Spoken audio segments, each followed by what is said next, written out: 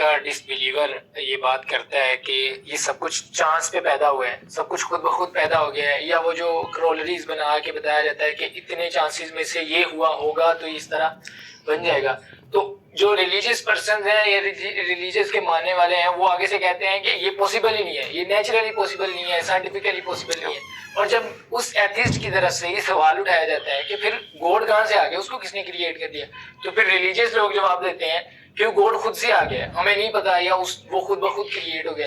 ایک طرف اپنے اصول ہمیں کہہ رہے ہیں کہ وہ خود سے کچھ کریٹ نہیں ہو رہا، اور جب ہم سوال کرتے ہیں تو پھر وہ کہہ دیتے ہیں کہ وہ خود سے کریٹ ہو گیا، اپنے اصول سے بھاگی جا رہے ہیں۔ یہ کون سے جاہل ریلیجیس لوگ ہیں جو کہتے ہیں خدا خود بخود آ گیا؟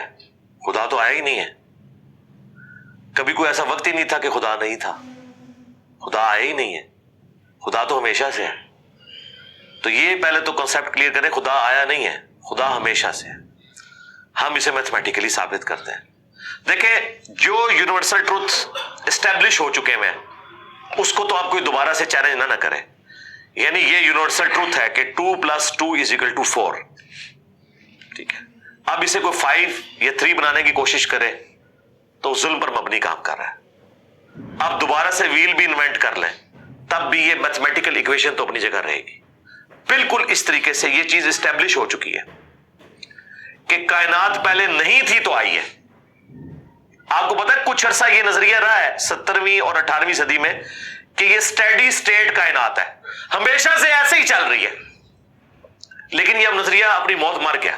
ہم جس ایرا میں بیٹھے ہیں نا یہ نظریہ ختم ہو چکا ہوا ہے، آج سے نہیں، بگ بینگ کے بعد سے ہی، جب وہ ہبل نے وہ ٹیلیسکوپ کے ذریعے چیز دیکھی تھی 1920s میں۔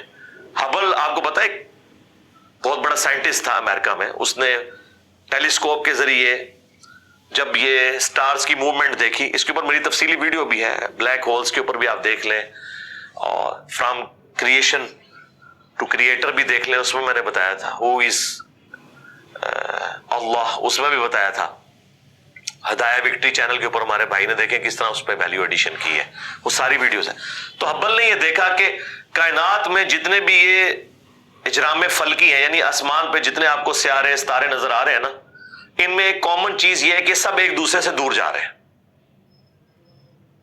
اور اس کے لیے اس نے اسپیکٹرم جب ڈرا کیا، اسپیکٹرم جب گریجولی کسی چیز کا لائٹ کا اسپیکٹرم ریڈ کی طرف شفٹ ہو، اٹ مینز کہ وہ آپ سے دور جا رہی ہے۔ تو یہ چیز لاجیکل تھی کہ جب یہ دور جا رہی ہے تو اس کو ٹائم میں ریورس کیا جائے تو کسی ایک جگہ سے شروع ہی ہوگی، یعنی میں ہاتھ میں کچھ بالز پکڑوں اور انہیں یوں پھینکوں، سارے ایک دوسرے سے دور جائیں گے، اور یہ ایک یونیورسل ٹروتھ ہے کہ یہ دور اس لیے جا رہے ہیں کہ کہیں ایک جگہ سے یہ سٹارٹ ہوئے تھے۔ یہ تو ایک نیچرل چیز ہے۔ اچھا، انہوں نے کہا کہ اگر ہم ٹائم کو ریورس کریں اور ایسے پوائنٹ پہ پہنچیں کہ جہاں سے یہ چیز سٹارٹ ہوئی تھی، تو اس کو سائنٹسٹ نے نام دیا کہ وہ ایک ایسا پوائنٹ تھا کہ جس کی ڈینسٹی انفینٹ تھی، نہ ختم ہونے والی، اور والیوم 0 تھا۔ والیوم 0 ہے اور ڈینسٹی انفینٹ ہے، اٹ مینس کریشن ایکس نہیں لو، عدم محض سے وجود، کچھ نہیں تھا تو یہ ہو گیا۔ اور پھر وہ کہتے ہیں کہ یہ جو بگ بینگ ہوا ہے، اس بگ بینگ کے بعد اگر 1 سیکنڈ کے ٹریلین حصے کے اندر بھی ذرا سی ڈسٹربنس آتی تو یہ کائنات وجود میں نہیں آ سکتی تھی۔ اور یہ تو صرف وجود میں آنے کی بات ہے، پھر جو billions of fine tunings planet earth کے اوپر موجود ہیں، ہر سیارے کے اعتبار سے ہیں، زمین کا سورج سے فاصلہ، پھر ان کی گریویٹیشنل فورس، ان کی موومنٹ، سپیڈ، یہ تو ایک پوری ایک سمجھ لیں ایک ایسی فیلڈ ہے جس میں انسان جا کے گم ہو جاتا ہے۔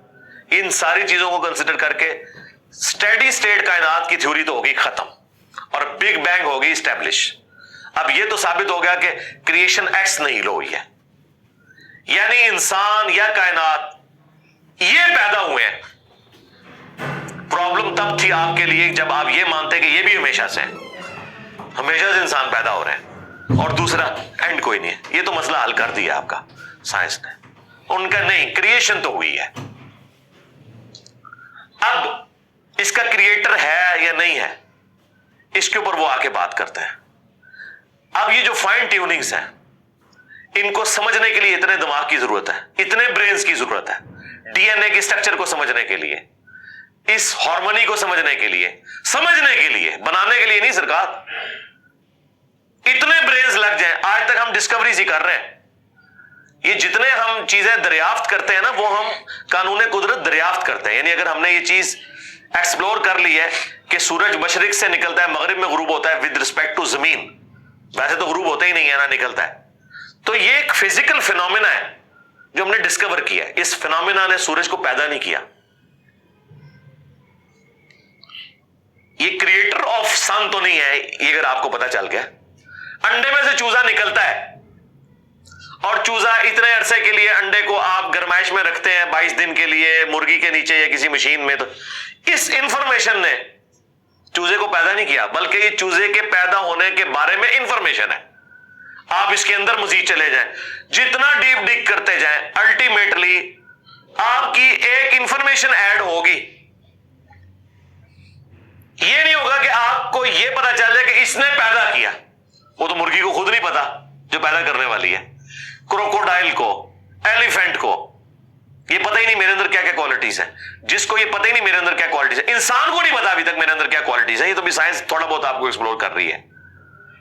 تو کریٹر تو ہم ان کوالٹیز کے ہے ہی نہیں ہے. اور پھر پیچھے ایک برین اس اعتبار سے ہے کہ وہ ایک آرگنائز طریقے سے, اور یہ بھی چیز ڈیفینیٹلی فیزیبلٹی کے تحت آپ سمجھے میتھمیٹکس میں اسٹیبلش ہو چکی ہے کہ یہ پورے ایک آرگنائز طریقے سے جو چیز چل رہی ہوتی ہے اس کے پیچھے ایک برین ضرور ہوتا ہے. برین کے بغیر یہ کوئی ڈیزائن کر نہیں سکتا.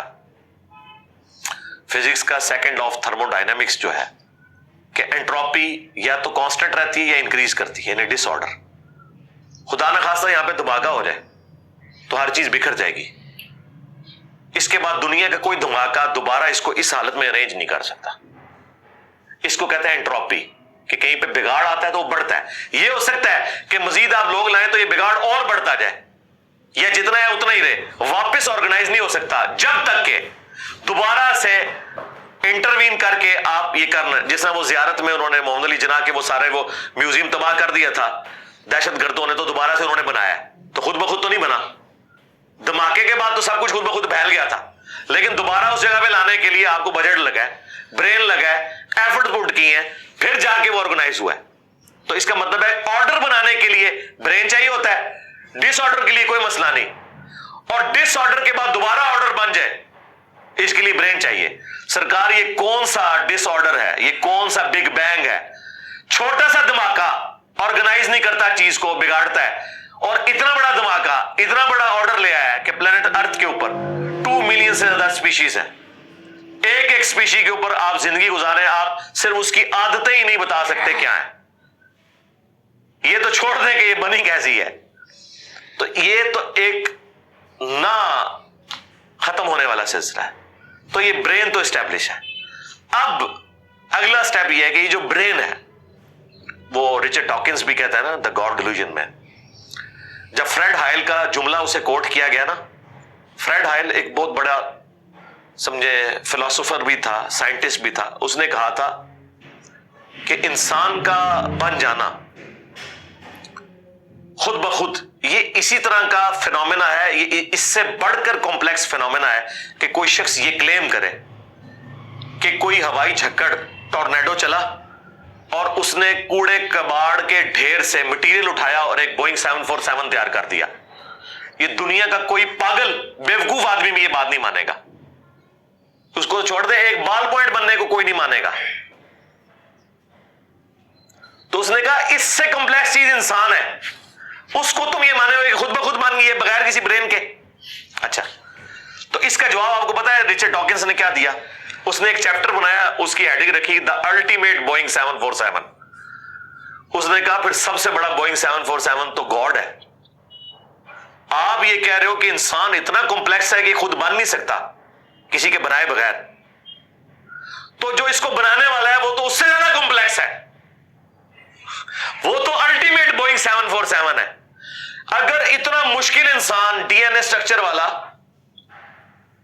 یہ آپ کہتے ہو خود نہیں بنے گا, اس کو کوئی بنائے گا, تو جس نے اسے بنایا ہے وہ تو اس سے زیادہ کمپلیکس چیز ہے, تو اس کا بھی کوئی کریٹر ہونا چاہیے.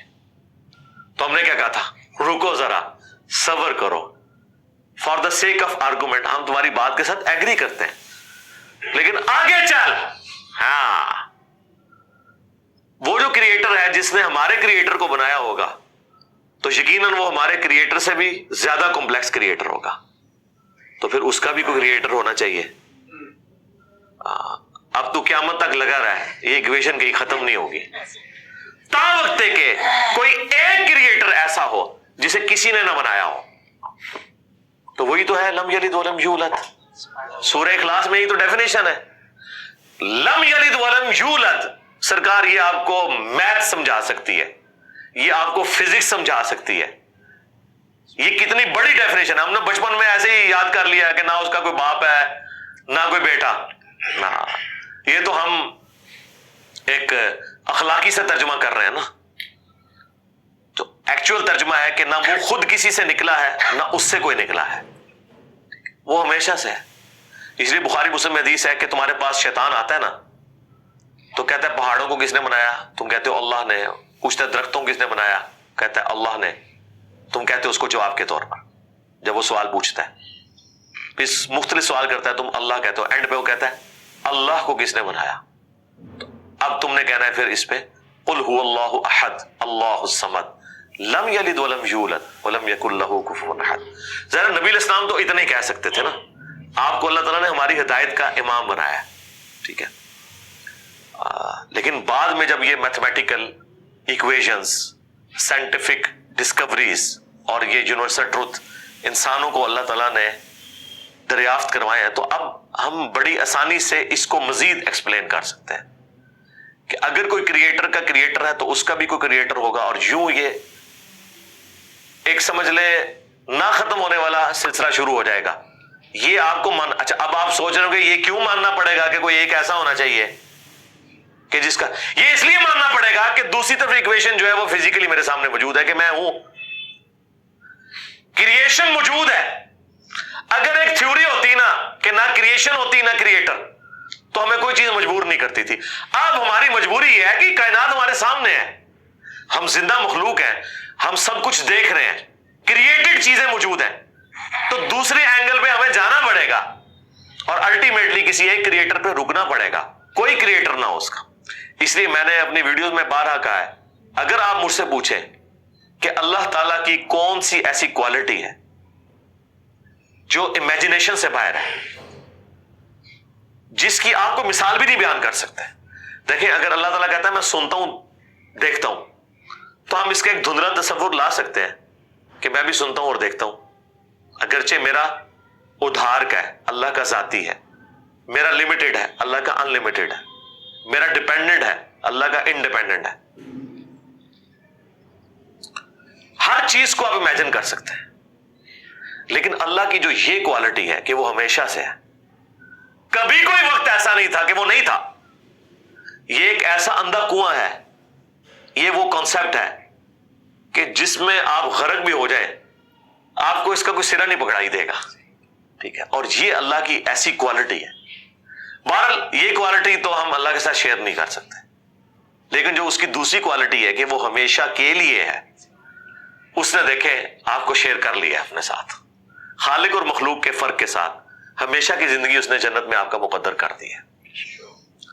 یعنی وہ کوالٹی تو شیئر نہیں ہو سکتی کہ ہمیشہ سے ہو، لیکن ہمیشہ کے لیے ہو، یہ اس نے آپ کو دے دی ہے۔ دیکھیں یہ وہ کنسپٹ ہے جس کے بعد آپ اللہ سے محبت کریں کہ دیکھیں وہ اکیلا تھا، اس نے اپنے ساتھ آپ کو شریک کر لیا، اس اعتبار سے کہ خالق اور مخلوق کا فرق تو ہے، لیکن اس نے دیکھیں آپ کو کیا کیا نعمتیں جنت میں دینی ہے، آپ خواہش کریں گے وہ چیز آپ کے سامنے آ جائے گی۔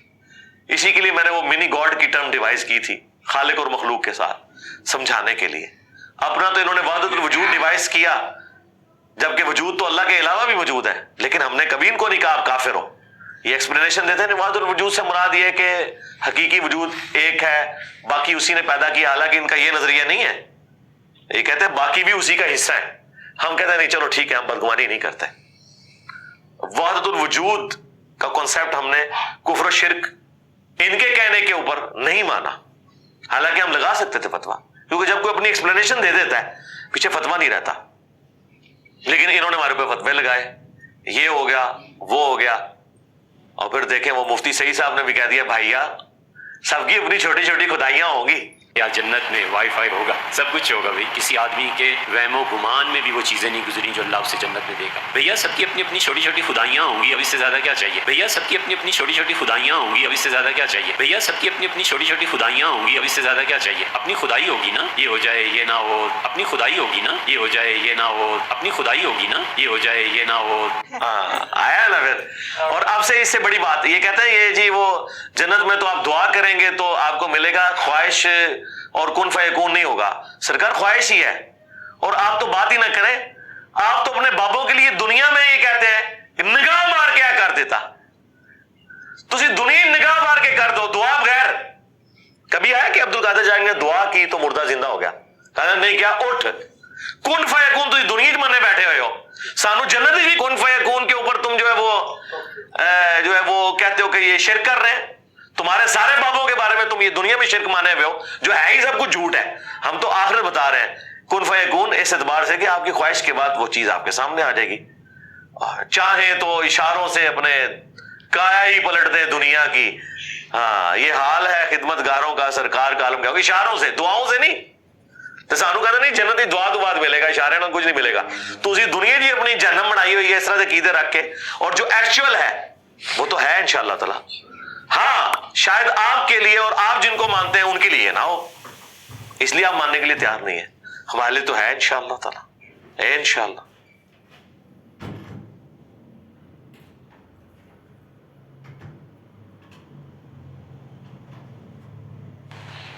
अच्छा अली भाई, आपके इल्म में है कि दुनिया में कितने मज़ाहिब हैं?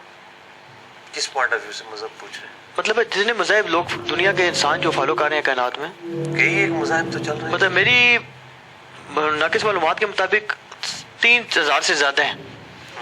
तो ये सवाल रिचर्ड डॉकिंस जो दरियों का दुनिया में सरबराह है इंटरनेशनल लेवल पे, आप जानते हैं, आपने उसकी किताब भी शायद पढ़ी है, वो अपने मुकल्लिदीन को इसने एक बात की कि तुम ये जो मजहब पसंद लोग हैं ना, जो थीस्ट्स हैं, इनकी ये बात कहना बुरा मनाओ कि तुम्हें कहते हैं तुम मुनकरे खुदा हो, तुम इनको कहो तुम भी मुनकरे खुदा हो। कैसे जी? उसने कहा जी तुम इनको ये कहो कि हमने सिर्फ एक खुदा का फालतू इनकार किया है, 3500 का तो तुमने भी किया। ठीक। तो अगर ये कहते हैं, जैसे आप ये मौलवियों को फकी देते हैं ना, उसने समझे आपको फकी दे दी है। वो कहता है जी कि अगर आप ये कहते हैं कि यार तुम जन्मी हो, तुमने खुदा का इनकार किया है, तो हम ये कहते हैं कि यार हमने तो एक फालतू एक का ही किया ना, बाकी 3500 का तो आपने भी किया हुआ है। अगर उस 3500 में कोई एक ठीक हो गया, आपका क्या बनेगा जन्म? तो फिर